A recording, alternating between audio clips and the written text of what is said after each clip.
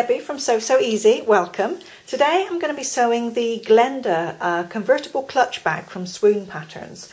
And it's a very straightforward pattern, very extremely well written, but it always helps to have a little bit of extra help with a video tutorial. So that's what I'm going to do today. As I sew the bag, I'll go through the notes with you.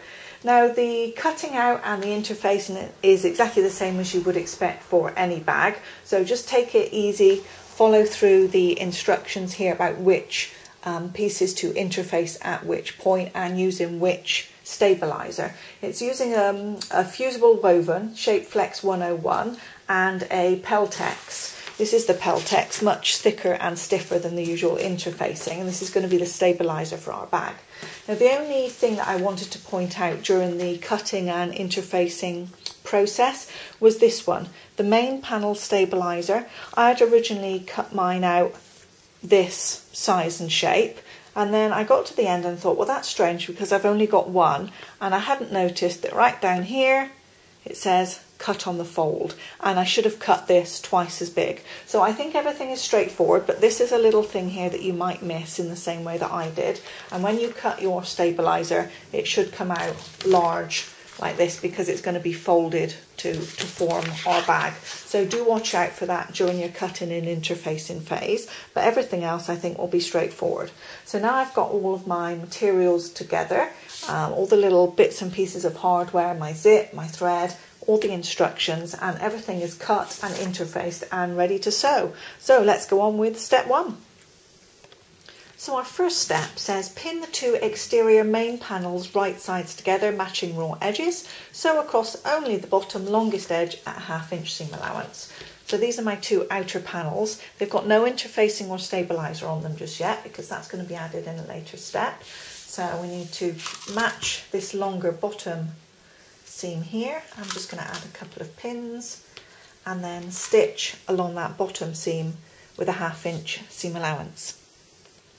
Our next step, open the main panels and press the seam allowance to one side. So I've taken both seam allowances and pressed them over to one side. Top stitch a 1/4 inch along the seam through the seam allowance for strength. So I'll turn this over, and where I've got my seam allowance, I'm going to top stitch 1/4 inch from this center seam that I just sewn. Now let's have a look at my fabric before we go any further, because unfortunately the fabric I chose, although I really love it, it is hopelessly off square. So I've had to decide whether to go with the fabric kind of squared centrally that way or that way. So we'll have to see how it turns out in the end, but it's all very not square at all, unfortunately. So I've gone with mine centered down the fabric just here. So my lines are a little bit off, so let's not worry about that. If it looks a little bit strange, I apologise. Same with why it doesn't meet down here at the bottom, but as long as it's going to look fine at the end, I don't mind about that. So I'm now going to stitch my seam allowance here for strength, and then our next one is to repeat the exact same process for the lining main panels. However, we're going to leave a 6 inch gap in the bottom of our lining just here so that we can turn the bag right side out later on, and because we've got this gap in the lining, we don't need to top stitch that. So our next step is to centre the main panel stabilizer piece, that's that piece that I cut wrong before and I've caught it in time, to the exterior main panels. So if we turn the exterior panels over, and we're going to fuse this piece to the inside or the wrong side of the fabric, and we want to centre it so that there's a 1/2 inch gap evenly around all sides. So assuming you've cut and sewn things accurately, you should be able to line that up and it look reasonably square with the same gaps around all sides. That's great. And then you've got your Shape Flex stabilizer, and you'll add that over the sides and fuse, and that will hold this main stabilizer in place and firmly against the fabric. So do make sure that when you put this stabilizer on, that the interfacing on, that you make sure these edges are neatly fused and everything is pressed nice and smooth, and then you'll have a nice finish on your bag when it's finished. So our next step is to install our magnetic snap, and we're going to use the female part. That's the part that's sunken in rather than sticking out. And pick which side of your bag you want to be the front. I've selected this side.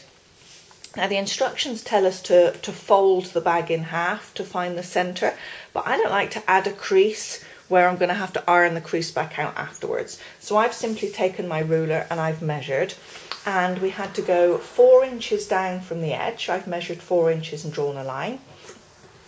And then I found the centre with my ruler and just made a cross hatch. So if you can see just here, you may or may not be able to see it very well, but I've drawn on with one of these new friction pens. I kind of like these because you can draw on your fabric just like a regular pen, and then when you heat it afterwards it just erases. So I find that really useful for a lot of the time in sewing. So we're going to centre our snap over this cross hatch that I've drawn.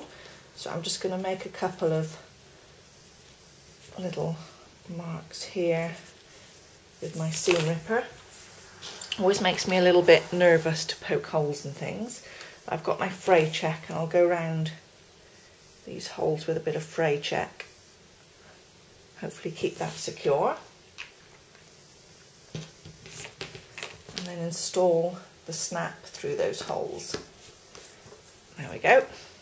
I just put the little washer on the back and the snap's now ready.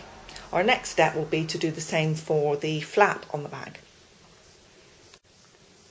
So here's the flap on our bag. Now I've got 2 pieces for the flap. This is my outer piece. It just has the interfacing but not the stabiliser. And this is my lining piece. Now I've chosen to do my lining in the same as the outer fabric, but if you haven't and yours is the lining fabric, then that's fine too. Just make sure you're using the one which has the stabiliser on the back. And then exactly the same as we did for the snap, I've measured 2 inches down from this curved edge and measured across to find the centre of my fabric. If you prefer, of course, you can follow the instructions and just fold it in half to find the centre.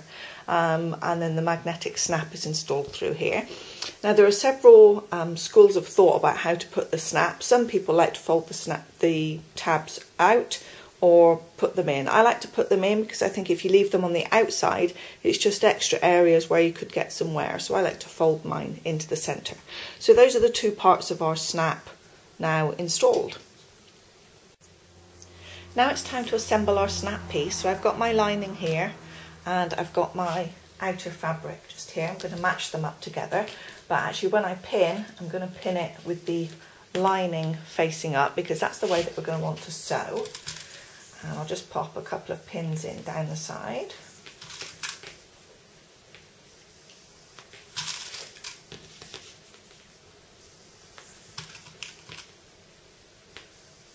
And one to centre just here on the flap. And when we take this to the sewing machine, we don't need to sew this top edge, the straight edge. We're going to leave that open to turn, but we will stitch around the other 3 edges. And the reason we're sewing it with the lining up is so that we can see the edges of the stabiliser, because we're going to sew next to but not through this stabiliser. So you can use this as a guide as you sew all the way down, around the flap and up the other side. So I've sewn around the 3 edges of my flap, and our instructions next tell us to trim the seam allowance and turn the flap right side out. Now it doesn't tell us how much to trim, so I'm just going to probably cut that about in half and we'll see how we go. So we have a 1/2 inch seam allowance. I'm going to cut it down to about 1/4 inch, but only on those 3 sides where we've sewn. Don't need to trim the other one.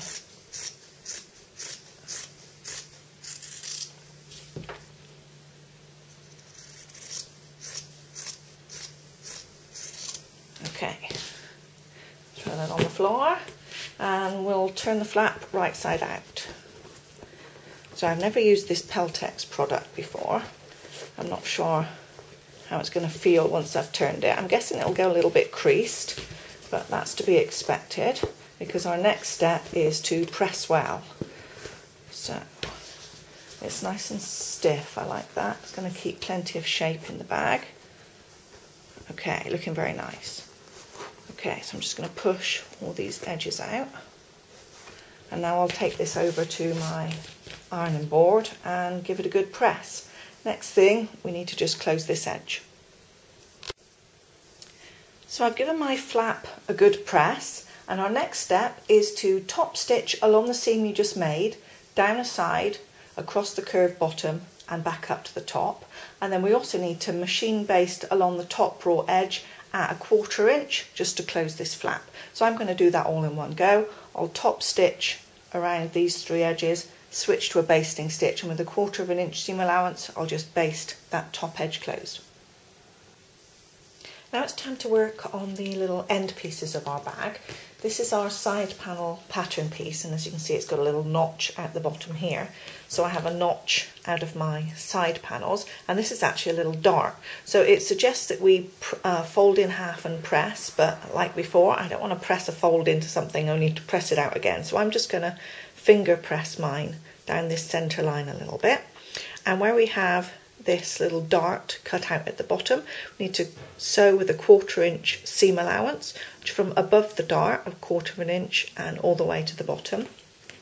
And once we've done that, it gives the bag a little bit of shape on the side, and that's what it'll look like once it's sewn. So we need to do the dart on the side panel, both of the exterior panels, and then we'll go and do exactly the same on our lining pieces. Now our next instructions say to clip into the seam allowance of the side panel for about 3/8 inch along the bottom curve in 2 or 3 places. So I'm working on my lining first, because I always find it easier to do the lining. In the event I do make a little mistake, it's going to be hidden inside the bag. So I'll do the lining first and then we'll do the outer. And I've made my little snips along the bottom of the curve. You might be able to see them just here. And now we need to match the dart seam on the side panel with the seam on the main panels. Bring my pins over. So I've got my dart seam just here, and I'm going to match that with the centre seam here where I've matched the lining, and just put a little pin through there up at the top so that I know it's held in place and matched. And then we need to pin the exterior side panel to the edge of the exterior main panels, right sides together. It says it's easiest to pin at the dart, which we've done, then pin at both top edges. So let's start and put a pin over here. We can move the pins to the other side later if we need to. And then pin every inch or so in between. So if I put that one there, this one goes over here. And then if I start from the top, every inch or so, as I move them around to meet each other, I'll add another pin until I've pinned it all the way, easing in these curves down at the bottom now. And we've got those clips into that seam allowance on the curved piece, which will help us. And once everything is pinned, then we take that over to the sewing machine, and we're going to sew the side panel to the main panel with a 1/2 inch seam allowance. So this is what it looks like with all of my pins. It looks a little bit scary, but I thought it's better to use lots of pins as suggested. It's going to really help me when I go to sew around this curve. So now let's see how I get on with the sewing, and then we'll take a look. So this is my first end completed. I've sewn all around the curve on the inside just here, and I've just turned it out the other way to have a look on the right side. It doesn't look too bad, but I have got a little pucker just in here where I wasn't holding my fabric completely flat. So that's why it's a good idea, I think, for me to practice on the lining rather than go straight ahead to do the outer. So now I've got this other end, so exactly the same. I just turn it back again. I'm going to take my other piece, remember to clip around these curves, and that will help it lie a little flatter. I'm going to clip a little bit more than I did before so that I can flatten it out more while I'm sewing, hopefully not get that same pucker. And then I'll pin it in place around this curve and sew that second side of the lining. So the lining of the bag has now got both ends on, and that's complete. We'll put that to one side for now, and it's time to do exactly the same for the outer. So we've got our little pieces. Remember to sew your darts in the bottom of the piece, and then we're going to attach it to the end of the bag. And of course this is a little bit more difficult because this one has our stabilizer, so it's a lot more firm. So you'll need to just give it some squash to make it curve around into the curve that you want to follow these edges of this side panel, and use plenty of pins, and then we'll stitch the side panel onto the main panel of the bag with a 1/2 inch seam allowance. So the first side of the bag is sewn. I actually found it really quite tricky to do. So I found that what happened is as I was sewing around, the pins were getting in the way. So what I did was I just basted around first of all, and that would help me take the pins out, and then I could sew in closer for the second go. It's also going to be easier to sew like you would a sleeve, sew from the inside of the curve. So now the same to do on this other side.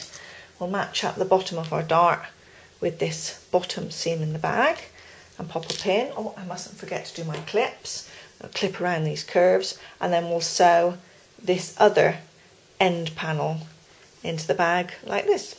So the bag outer is now completed with our end panels in place, and you should trim around your seam allowances and probably give it a little press, because with all of the pushing and shoving to get it through the machine and the turning inside out, it may have some creases. So give this a nice press, and then we'll put that to one side.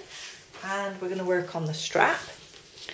If you've worked on bags before, then you'll be familiar with the process for the strap. So you take the long strap piece, and if we open it out just here, we're just going to turn in a small amount, 1/4 inch on each of these two ends, and then fold the strap in half and then in quarters so that the raw edges are all enclosed, and then take it to the machine and just top stitch along both of these folded edges, and that will secure the strap, and we can put that to one side. And then we need to do exactly the same for our little connector pieces. I need to just cut mine in half, and then exactly the same, we fold them in half and press, and then fold the outside into the center and press, fold them in half, and then just top stitch down both of these long edges. So now that our little connectors and our strap are all sewn and ready, it's time for us to add our hardware. And let's do the handle, the strap first of all. So have a look and see if you've got one side which is better than another, or one side where you prefer the design. So I think I'm going to make this part the outside of my strap, and this part will be the inside. So I'm going to slide my hardware on just here. Oh, wrong way up. So this will be the outside of my strap. So I'm just going to fold this 1 inch to the inside like this, so my raw edges are still enclosed because we did that in our earlier step with the pressing, and the little hook is just here. And now if I take this to the machine, and I can just stitch backwards and forwards across here a couple of times to hold that in place, and then do exactly the same down on this other end. Fold in 1 inch, and then just stitch backwards and forwards at this end a couple of times, and that will have our strap completed. Of course, it's a removable strap, so then we also need to do the strap connectors next. Now we have our tiny little connector pieces, and I've just pressed these in half. I've got little 1/2 inch rings for mine, so I'm just going to slide the ring on now. That's going to look really nice. I'll slide those on to both and just put those to one side, because next we're going to start on the actual assembly of the outer of the bag itself. So this is the outer of the bag, and you can see that my snap is here. So this is the front and this is the back. And then here is my flap. Now I've chosen to use the same lining on the inside of my flap. So this is the flap lining, and you can tell that because it has the snap on it. So this is the outside of the flap, and this is the outside of the bag on the back of the bag. And we want to have it so that the right side of the flap matches the right side of the back of the bag, and the flap should fit perfectly between those two seams. And I just need to get my pins and just pop a few pins in here, because we need to baste this flap to the back of the bag. So we'll baste along this seam here with a 1/4 inch seam allowance, and that will baste the flap to the outside of the bag. But before you do it, again, double check. The snap here should be facing you and the snap here should be facing out, both on opposite sides, so that when the flap comes over it meets the snap on the front of the bag. Once you're happy you've got it set up correctly, baste along the top with a 1/4 inch seam allowance. So the next part in our instructions says to pin a connector with the hardware, so don't forget to put your ring on if you haven't already, onto the flap along the very edge. So where we have the edge of our flap just here, we need to add a connector. It's going to be hard to pin through all those layers, so I'm going to get one of my wonder clips. So I've now got my little connectors here. These are raw edges level at the top, and the edge of the connector just level with the side of the bag flap. And it says to machine baste the connector to the flap and exterior, and repeat with the remaining connector to baste it to the other side. So I'll take this over to my machine and just run a few stitches to baste these connectors in place. Now it's time to really start making our bag come together, and we need to add the lining and the outer. So what we've done is put the outer right side out, and the lining fabric is right side in, so they're basically right sides together, same as you would sew normally. And I've joined up where the 4 seam allowances are in the corners and started pinning all the way around the top. When you come to the back here, you need to give it a little bit of extra encouragement, because of course you've got the flap just here and it's quite stiff, so just encourage the lining fabric up to the top and use plenty of pins to make sure it's all going to stay in place as you sew. And then we'll sew around the top with the 1/2 inch seam allowance. Now before you do that, it's a good idea to just double check that you had left this opening in the bottom of the lining. Otherwise, if you sew everything together and you've forgotten to leave this opening in the lining, then you won't be able to turn the bag. So do double check that, and then continue to pin around the top, match up those raw edges, and then sew all the way around the top. No need to leave a gap, because the gap's already in the bottom. So all the way around with a 1/2 inch seam allowance, and just in the corners here where you have the connectors where the strap is going to go, just sew over those a couple of extra times, just to add a little bit of extra strength.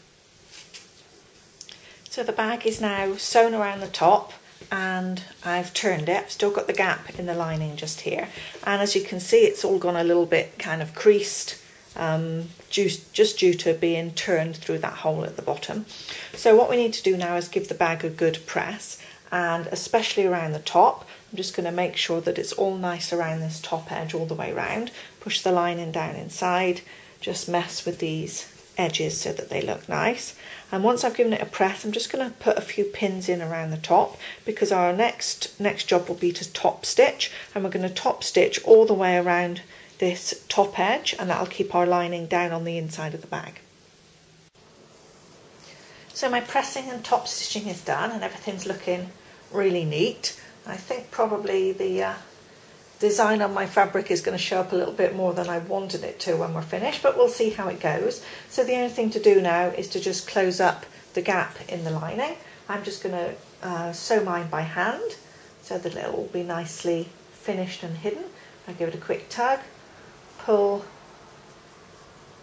these and fold them neatly together, pop a couple of pins, and then I can sew that gap in the lining closed. And our next thing, we're going to work on this zippered divider pocket, and we'll go take a look at that now. So for our zippered pocket, we've got 2 pieces which have the stabiliser and 2 pieces which don't. I've used the outer fabric again for mine, but it does call for 4 lining pieces, so mix and match your fabrics, do whichever feels nice for you. And we need to place the zipper face down along the top shorter edge, that's this one, of the stabilised zipper divider panel. And this is going to be right side up and the zipper is right side down, so we're matching right sides together because I want this to be on the outside. I'm just going to pop a couple of pins in there.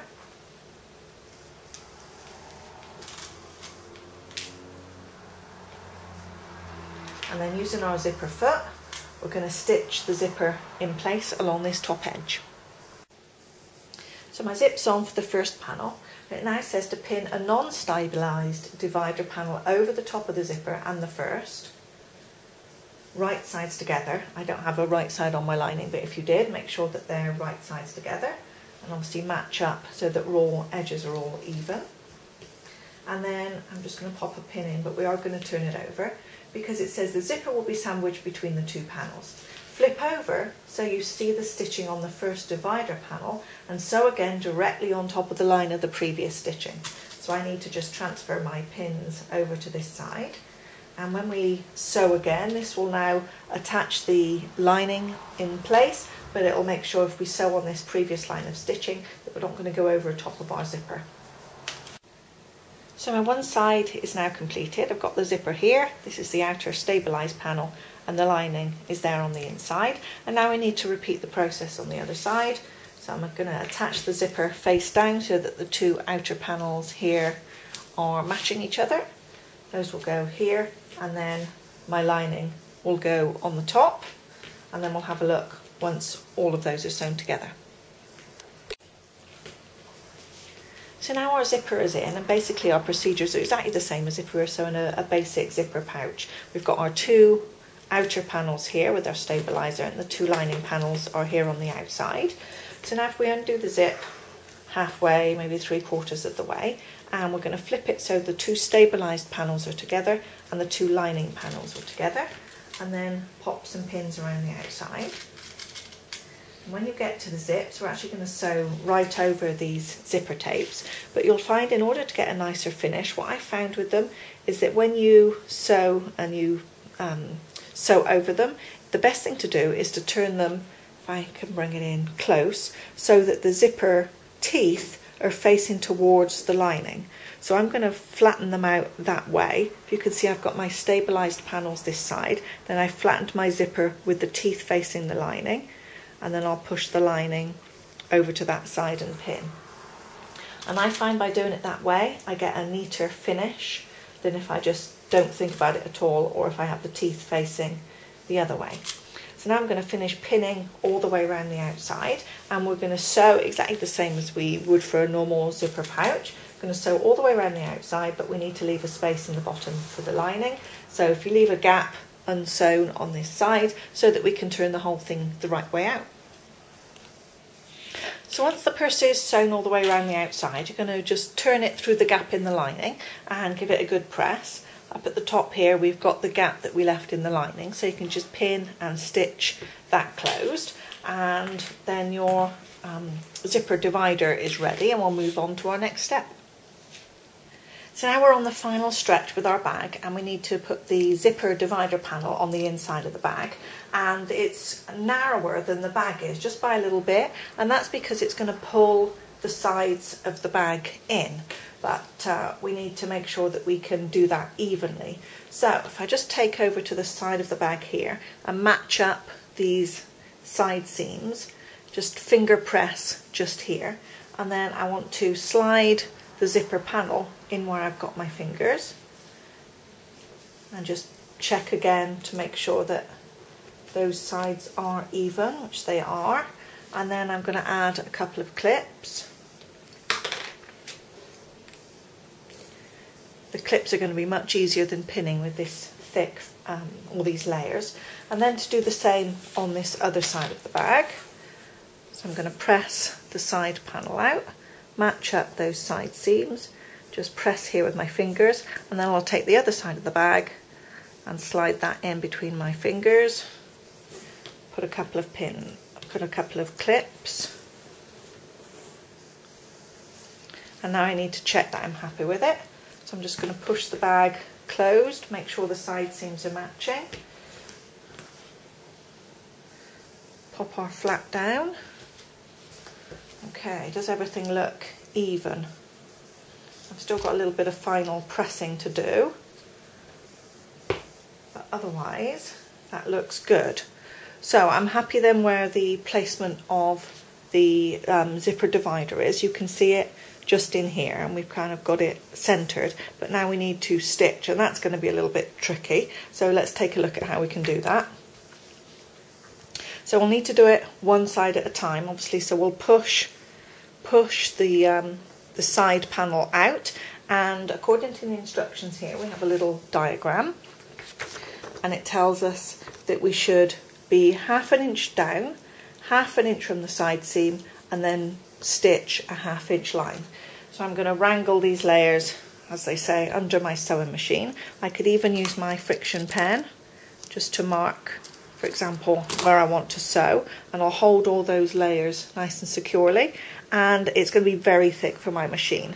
Mine's not awfully good with the very thick layers, so if necessary I can either sew it by hand or I can just hand crank the machine to make sure it goes through all those layers. And once I've done that side can be pushed in, and then the other side of the bag is pushed out.